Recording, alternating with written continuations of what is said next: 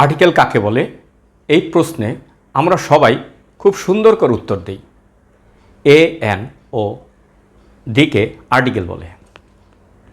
আর্টিকেলের সংজ্ঞাটা ছোট্ট, কিন্তু এর রুলস যদি হিসাব করতে যাই তাহলে ইনডিফিনিট আর্টিকেলসের রুলস ও ডেফিনিট আর্টিকেলসের রুলস এবং ওমিশন অফ আর্টিকেলসের রুলস সব মিলিয়ে কমপক্ষে 85 হতে 90টা হবে। তাহলে ভাবুন তো, যারা ইংরেজিতে কথা বলে তারা কি এত রুলস মাথায় রেখে কথা বলে? যদি তারা সবগুলো রুলস মুখস্থ না করে তাহলে কি তাদের কথোপকথনে ভুল হয়? উত্তরে বলবো না। ওনারা অবশ্যই এত রুলস মুখস্থ করে কথা বলে না। তাহলে ওনাদের কথোপকথনের সময় সঠিক আর্টিকেল কিভাবে ব্যবহার করে? যদিও ওনারা এত রুলস মুখস্থ না করে সঠিকভাবে কথোপকথন চালিয়ে যেতে পারে, তাহলে আমাদের দেশের শিক্ষার্থীরা কেন এত রুলস মুখস্থ করবে? শিক্ষার্থীদের ক্ষেত্রে এত রুলস মুখস্থ রাখা টাফ হয়ে যায়। যদি ভাবেন এত রুলস মুখস্থ না করে আর্টিকেলের ব্যবহার সঠিকভাবে করতে চাই, তাহলে এই ভিডিওটি আপনার জন্য। আপনি যদি আমার ভাওয়ালের ভিডিওটা না দেখে থাকেন তাহলে অবশ্যই ভিডিওটা আগে দেখে আসবেন, তাহলে এই ভিডিওটা সুন্দর করে বুঝতে পারবেন। কেউ যদি বুঝতে ব্যর্থ হন তাহলে আমাকে কমেন্টসে জানাবেন, ইনশাল্লাহ আপনার ধারণা আমি পরিষ্কার করে দিব। মনোযোগ দিয়ে সম্পূর্ণ ভিডিওটা দেখুন এবং শুনুন। প্রথমে জানুন আর্টিকেল কোন নাউনের আগে বসবে। হ্যাঁ, কাউন্টেবল নাউনের আগে বসবে। আপনারা তো জানেন কাউন্টেবল নাউন কি? যে নাউনগুলি গণনা করা যায় তাদেরকে কাউন্টেবল নাউন বসে, আর তার আগে সাধারণত আর্টিকেল বসে। এবং আনকাউন্টেবল নাউনের আগে আর্টিকেল বসবে না। যে সকল নাউনকে গণনা করা যায় না তাদের আগে আর্টিকেল বসবে না, তবে নির্দিষ্ট হলে শুধু দা বসবে। আমি আর্টিকেলের ব্যবহারকে সবার মতোই দুভাগে আলোচনা করব। প্রথমে আলোচনা করি ইনডেফিনিট আর্টিকেল নিয়ে। ইনডেফিনিট আর্টিকেল যে আর্টিকেল কোনো ব্যক্তি বা বস্তুকে অনির্দিষ্টভাবে বোঝায় তাকে ইনডেফিনিট আর্টিকেল বলে। এখন বলবো অনির্দিষ্ট ব্যক্তি বা বস্তু কিভাবে চিনব। হ্যাঁ, ভালো করে শুনুন। বক্তা যদি কোনো ব্যক্তি বা বস্তুর কথা বলে এবং শ্রোতা যদি তা বুঝতে না পারে তাহলে ওই ব্যক্তি বা বস্তুই হচ্ছে অনির্দিষ্ট। মানে বক্তা একটা ব্যক্তি বা বস্তুকে বুঝাইতে চাইল বা এর সম্পর্কে বলল, কিন্তু যে শ্রোতা সে ওইটা সম্পর্কে ধারণা নেই যে ওই ব্যক্তি বা বস্তু কে, তাহলে ওইটাই হচ্ছে অনির্দিষ্ট। যেমন মাইশার একটি কলম আছে, এখানে মাইশার কলম সম্পর্কে আমরা কিছুই জানি না, তাই এখানে কলমটি হচ্ছে অনির্দিষ্ট বস্তু। বুঝলেন তো? আমরা সবাই তো জানি ইনডেফিনিট আর্টিকেল দুইটা, একটা হচ্ছে এ আর একটা হচ্ছে এন। কাউন্টেবল নাউনের প্রথম লেটার যদি অ, আ, ই, ই, এ, ও, এ এই 7টা সাউন্ডের যে কোনো একটা হয় তাহলে ওই নাউনের আগে এন বসে, না হলে এ বসবে। খেয়াল করতে হবে যখন একটি লেটারের দুইটি উচ্চারণ একসাথে আসে তখন খেয়াল করতে হবে যখন একটি লেটারের দুইটি উচ্চারণ একসাথে আসে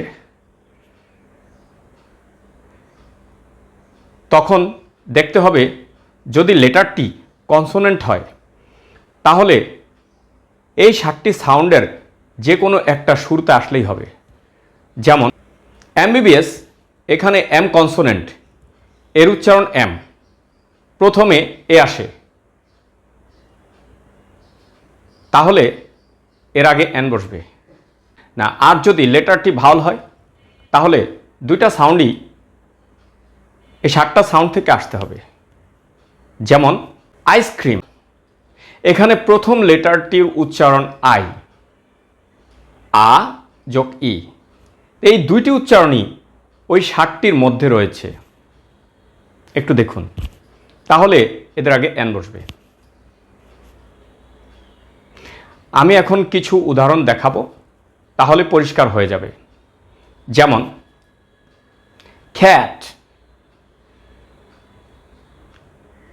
এই প্রথম উচ্চারণটা সিয়ের উচ্চারণ এখানে আসছে, মানে ওই 7টা সাউন্ডের মধ্যে পড়ে নাই, তাই এখানে এ বসবে ক্যাটের আগে। ব্যাট, এখানেও তাই, ওই 7টা সাউন্ডের একটাও আসে নাই শুরুতে, তাহলে এ বসবে। আবার অরেঞ্জ, অ, 7টা সাউন্ডের একটা চলে আসছে শুরুতে, তাই এখানে এন বসবে। আর্ম, 7টা সাউন্ডের একটা আছে শুরুতে, আ, এন বসবে। এস, এখানে শুরুতে এ, 7টা সাউন্ডের একটা, তাহলে এন বসবে। এটা হচ্ছে আমব্রেলা, আ আসছে, an umbrella. Ugly bird, a sound আসছে, an ugly bird. Untidy room, a sound আসছে, an untidy room. University, a sound আসে নাই, ইউ সাউন্ড আসছে, তাহলে হবে a university. Uniform, a sound আসে নাই, ইউ সাউন্ড আসছে, তাই হবে আই ইউনিফর্ম। ওয়ান টাকা নোট, অ আসে নাই, আসে কি ওয়া, তাহলে ব্যাপারটা হচ্ছে ওয়ান টাকা নোট আর ওয়ান টাকা নোট। ওয়ান আইড ম্যান, ও আসে নাই, অ আসে নাই, এটা ও আসছে, তাই ওয়ান টাকা নোট। আবার দেখি আওয়ার, আ সাউন্ড আসছে, এখানে এন, আওয়ার। অনেস্ট ম্যান, অ সাউন্ড আসছে, অ্যান অনেস্ট ম্যান। হোটেল, 7টা সাউন্ডের একটাও আসে নাই, আ হোটেল। এলএলবি, এখানে এল কনসোনেন্টের শুরুতে উচ্চারণটা 7টার মধ্যে আসছে এ, তাহলে এটা এন এলএলবি। এমএসসি, এখানে এম, এনে শুরুতে কনসোনেন্টের শুরু সাউন্ডটা ওই 7টার মধ্যে আসছে, তাই এখানে এন হবে। আশা করি এখন থেকে আপনাদের ইনডেফিনিট আর্টিকেলের রুলসগুলি আর মুখস্থ করতে হবে না। এখন আসি ডেফিনিট আর্টিকেল, মানে যে আর্টিকেল কোনো ব্যক্তি বা বস্তুকে নির্দিষ্টভাবে বোঝায় তাকে ডেফিনিট আর্টিকেল বলে। যেমন কীভাবে বুঝবেন, বক্তা যদি কোনো ব্যক্তি বা বস্তুর সম্পর্কে বলে এবং শ্রোতা যদি তা বুঝতে পারে, তাহলে ওই ব্যক্তি বা বস্তুই হচ্ছে নির্দিষ্ট এবং তার আগে দা বসবে।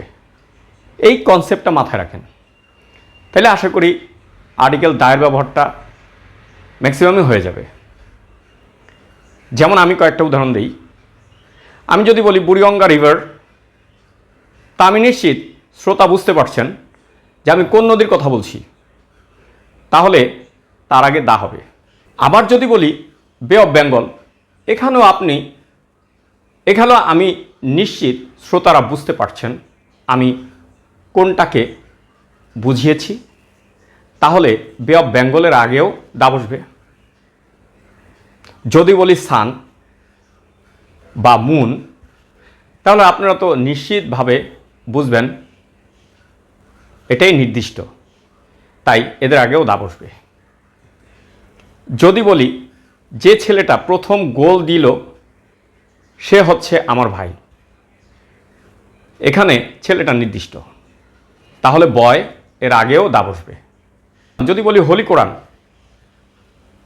এটা আমরা নিশ্চিতভাবে বুঝি যে মুসলমানদের ধর্মগ্রন্থ, মুসলমানদের পবিত্র ধর্মগ্রন্থ, এটা নির্দিষ্ট।